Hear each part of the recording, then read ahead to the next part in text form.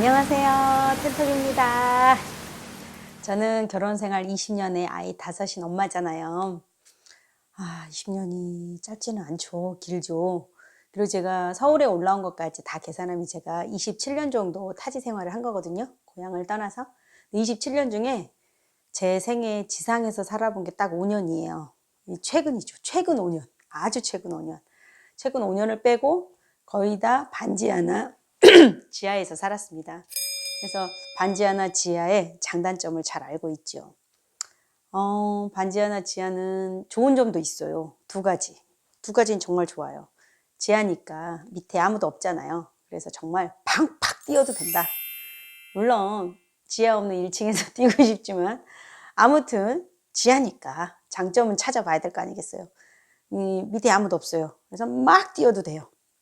좋은 점 한 가지는 냉난방이 굉장히 잘 됩니다. 이 땅속에 들어가 있기 때문에 여름에 좀 더 시원하고 겨울에 좀 더 따뜻해요. 그래서 여름에 정말 에어컨 틀었나 할 정도로 가만히만 있으면 집이 시원해요. 그리고 겨울에는 조금만 틀어도 방이 따뜻해져요. 그래서 많은 난방비가 들지 않는 장점이 두 가지 있습니다. 이 두 가지를 빼고 나면 단점이 조금 훨씬 많네요. 단점들은 뭐가 있냐면 햇볕이 들지 않는다. 바람, 햇볕 이런 자연물을 볼 수가 없으니까 밀폐 공간에 있는 답답함이 있어요. 그리고 햇볕이 들지 않는 관계로 곰팡이 문제가 발생하죠. 그래서 퀴퀴한 냄새가 나고 곰팡이가 생깁니다. 제가 이제 기생충 보면서 야 지아라 다 이해가 된다. 그러니까 킁킁 킁킁 킁킁 냄새 맡는 장면이 있잖아요. 정말 이해가 됩니다. 이게 지하 냄새가 있어요. 그래서 햇볕도 없고 바람이 잘 안 통하기 때문에 습하면서 있는 곰팡이가 낀 냄새가 있어요. 그러다 보니 바깥에 빨래 넣을 데가 없는, 마당이 전혀 없는 빌라 지하 같은 공간 내에서는 집에서 말려야 되잖아요. 그러다 보니까 옷에서 습한 냄새, 곰팡이 냄새 같은 것이 납니다. 그리고 실제 이제 기생충에서 하수도 변기통이 넘치는 적이 있었잖아요. 이게 바깥에 있는 하수관보다 때로는 지하가 더 깊이 있거나 비가 너무 많이 오거나 그 동네 하수시설이 정확하게 좋지 않아서 막혀버리고 나면 이제 큰일이 벌어질 수 있죠. 지하는 펌프로 물을 끌어올리기 때문에 이 자체 펌프가 있는데 펌프가 고장날 때가 있어요. 고장나면 사실은 살짝 심각한 거예요. 생활 하수 전체가 모여있는 통이 이렇게 펌프를 통해서 일반 하수도 높이까지 올라가서 버려지는 건데 실은 이게 고장이 난 관계로 쌓이다 보면 그게 자체적으로 지하 안에 어딘가에서 슴이 올라오거든요. 변기 쪽이든 화장실이든 아니면 방바닥에서든 무언가 빠져나가지 않은 오물들이 슴이 올라옵니다. 그래서 실은 심한 비 아니면 하수 문제 그리고 그런 펌프의 고장 이런 게 심각한 일을 만들 수 있죠. 저희도 지하 생활이 너무 길다 보니까 몇 번 그런 일들이 있었어요. 펌프 오작동 그리고 이제 펌프 공간이 있어야 되기 때문에 무언가 오물을 담궈 놓는 통이 집에 바로 있는 거예요. 일반 집들은 이렇게 관으로 쭉 멀리 나가는데 지하는 지하 공간 안에 모여있는 물을 펌프로 올려야 하니까 그 지하 공간 안에 이미 어떤 오수가 모여있는 공간이 있어요. 그걸 이제 덮어놨든 어떠했든 있어요. 같이 존재하니까 그 냄새까지 합해지는 것이죠. 저도 옛날에 누군가가 저한테 말해주더라고요. 제가 이렇게 가까이 이렇게 가면 이렇게 손을 이렇게 뭘 했잖아요. 제 몸이 냄새 난대. 나중에 말해줬어요. 그때 안 해주고. 그러다가 지하 생활에 굉장히 좋은 게 생겼죠. 제습기. 제습기 꼭 있어야 되는데 예전에 제가 옛날 시작할 땐 제습기가 없었고요. 최근에는 이제 제습기로 덜 고생하고 살았습니다.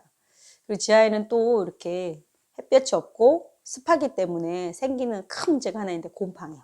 벽에 이렇게 곰팡이가 올라가거나 한여름에도 이렇게 벽면에 뭔가 쿠션이 있고 나서 쿠션을 빨리빨리 이렇게 이동해 주지 않고 놔두면 지하나 반지하는 그 자리가 거무튀튀해져요. 습한 뭔가가 바로 생겨요. 그러니까 가구들도 벽에 딱 붙일 수 없죠. 붙이면 큰일 납니다. 그리고 무언가 자주 벽이나 이런 데를 살펴봐야 돼요. 한번 올라오기 시작할 때 빨리 없애면 괜찮은데 한번 쫙 깔리고 나면 꽤 많이 노력을 해도 다시 이렇게 거뭇거뭇 올라오더라고요.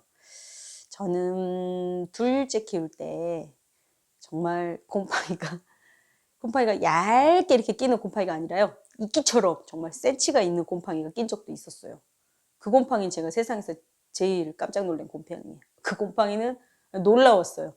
그때 펌프 문제가 있었거든요. 펌프 문제로 무언가 굉장히 안 좋은 습기가 올라온 것 같아요.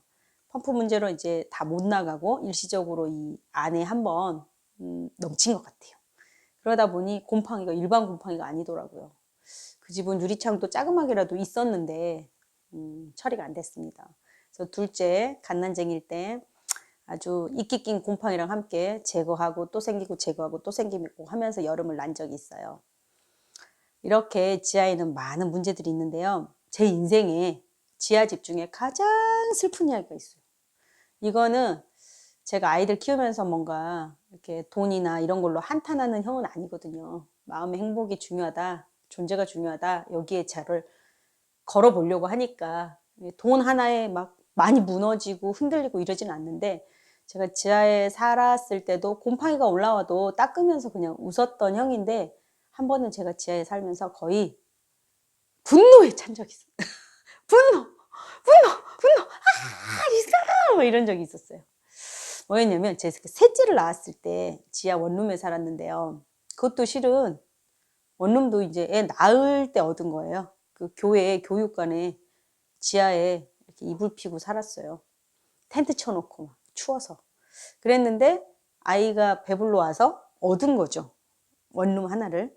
자그마진 않았어요. 공간은 넓은데 이렇게 거기는 너무 좋은 게 유리창까지 위에 돋아 올려가지고 완전 지하 원룸이었거든요. 그런데 위로 돋아 올려서 유리창이 위에서 이렇게 내려올 수 있도록 빛을 받을 수 있도록 두 군데가 돼 있었어요.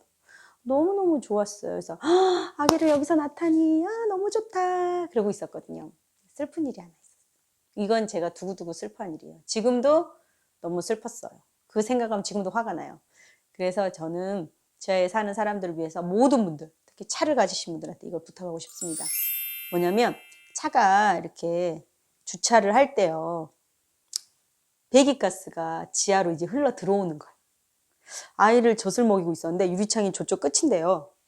정말 저쪽에서부터 차 한 대가 시동을 안 끄는 거죠.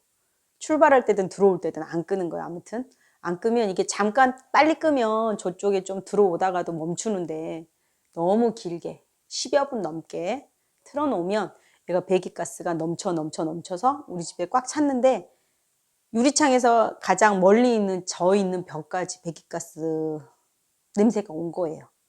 이 냄새가 여기 찼다 하는 건 빼기도 어려워요. 유리창도 없고 문도 없고 뭐 현관 저쪽 위에 열고 뭐 열고 다 열어도 이 아래로 깔아앉은 가스잖아요.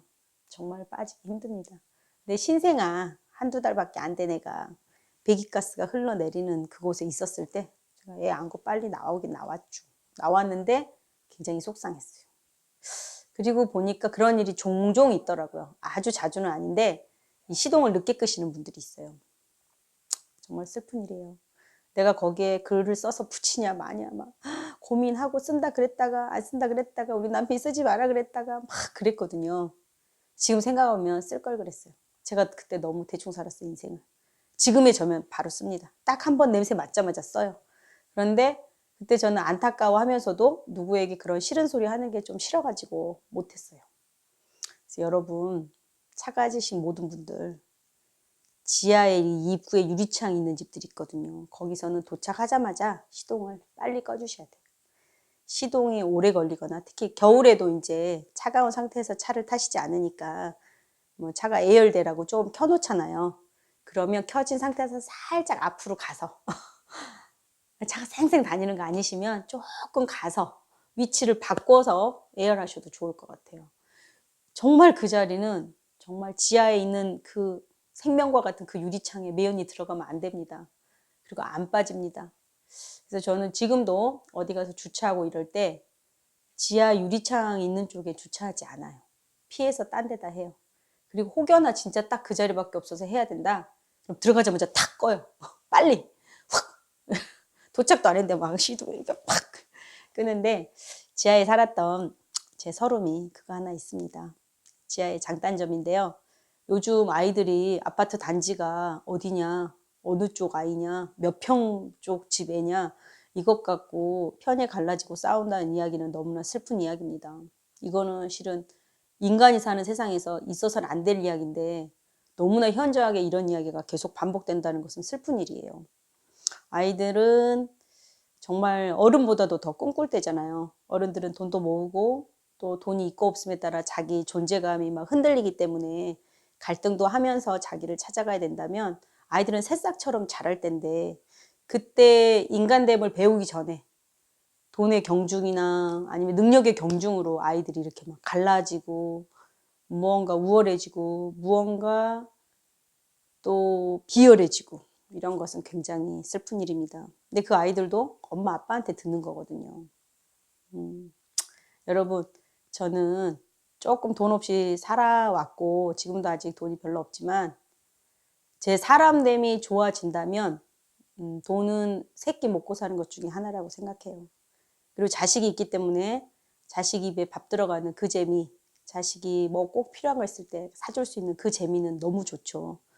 그리고 늙어가시는 부모님한테 뭔가 해드릴 수 있는 것도 너무 좋고요. 그러나 그 어떤 거라도 사람됨보다 앞설 수는 없다라고 생각해요. 사람됨보다 앞설 수는 없습니다. 엄마 아빠가 형편이 어렵든 아니면 넉넉하든 엄마 아빠의 존재가 어떤 삶을 살고 있느냐, 안정되고 평안하고 사랑하고 도전하느냐, 이게 굉장히 중요합니다. 여러분, 오늘은 제가 지하 사는 사람들의 슬픔을 제 삶을 통해 잠깐 알려드렸어요. 지하는 살짝 슬픕니다. 살짝 슬퍼요. 그래, 거기서 아이도 키워야 되잖아요. 많이 슬퍼요. 저는 지금 너무 좋은 집에 살고 있는데 이렇게 찍을 때 한 번씩 어려운 분들이 보면서 제가 너무 부자인가 하고 부자여서 저렇게 맘 편한 소리 하나 하고 그럴까 봐 한번 찍었습니다.